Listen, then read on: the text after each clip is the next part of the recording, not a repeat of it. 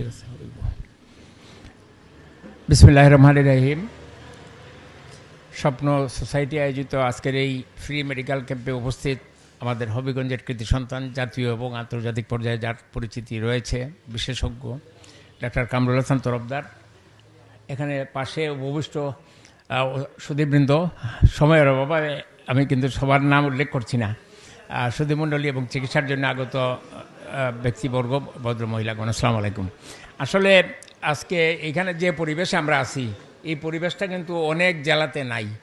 আমি পৌরসভাকে ধন্যবাদ দিচ্ছি যে তারা একটা সুন্দর মেনটেন্যান্স এবং সুন্দর পরিবেশ সৃষ্টি করে রেখেছেন। এখানে সাপ্তাহিক তাদের ইয়ে হয়, প্রতি সপ্তাহে একদিন বোধ হয় না, 3 দিন এখানে ফ্রি মানে চিকিৎসা সেবা দেওয়া হয়। এটা কিন্তু একটা অনন্য ব্যাপার।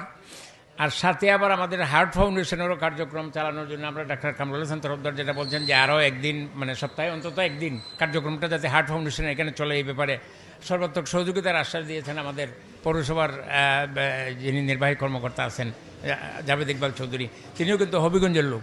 তো আমাদের এই যে 2-2 4 আমাদের মিলে গেছে। এখানে আমাদের যে বিশেষজ্ঞ ডাক্তার আছেন, বিশেষ করে এটার অভিভাবক ডাক্তার কামরুল হাসান তরফদার, পৌরসভার সহযোগিতা দুইটা যদি সমন্বয় হয় আর এলাকাবাসী যদি সহযোগিতা করেন, হার্ট ফাউন্ডেশন ইনশাল্লাহ হবে। ইতিমধ্যে আমরা জেনেছি তিনি ইংল্যান্ডে, কামরুল হাসান তরফদার সেখানকার প্রবাসীদেরকে উদ্যোগ করেছেন, তারা যথেষ্ট টাকা পয়সা দেবেন, কিন্তু আমাদের জায়গা দিতে পারলে আমাদের বিল্ডিং হবে, হার্ট ফাউন্ডেশন হবে। তো এটা সরকারি উদ্যোগের অপেক্ষা করার কোনো দরকার নাই, কারণ সরকারি হাসপাতাল আর প্রাইভেট ক্লিনিকগুলোর কী অবস্থা আপনারা নিজেরা জানেন। ভুক্তভোগী যারা চিকিৎসার জন্য মানুষ কোনো সাহায্য পায় না, শুধু টেস্ট করাইতে পকেটের সকল পয়সা শেষ হয়ে যায়। তো এই অবস্থায় ফ্রি মেডিকেল ক্যাম্প এটা কিন্তু অসাধারণ ব্যাপার। আমি স্বপ্ন সোসাইটিকে কৃতজ্ঞতা জানাই, কারণ ওই স্বপ্ন যারা দেখতেছে তরুণ সমাজ, এরা আগামী দিনের সুন্দর বাংলাদেশের স্বপ্ন দেখে, তো আমাদেরকেও শরিক করেছে। আমাদের এখন স্বপ্ন দেখার সময় অনেকটা কমে গেছে বয়সের কারণে। তারপরে আমরা কেন আসি এই সমস্ত অনুষ্ঠানে, বিশেষ করে আমার বন্ধু ইকরামুল হদুদ, আমরা দুজনে একসঙ্গে যাই।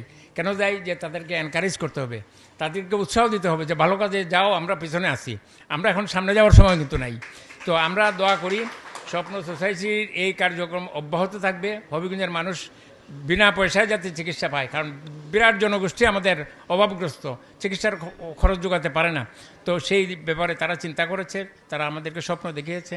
আমি তাদের জন্য দোয়া করি আগামী দিনে যদি কিছু আমাদের উপস্থিতির মাধ্যমে তাদেরকে সহযোগিতা করা প্রয়োজন হয়, আমরা ইনশাল্লাহ অবশ্যই করব। সবাই ভালো থাকেন এবং আমি এই ক্যাম্পের সাফল্য কামনা করি। খোদা হাফেজ।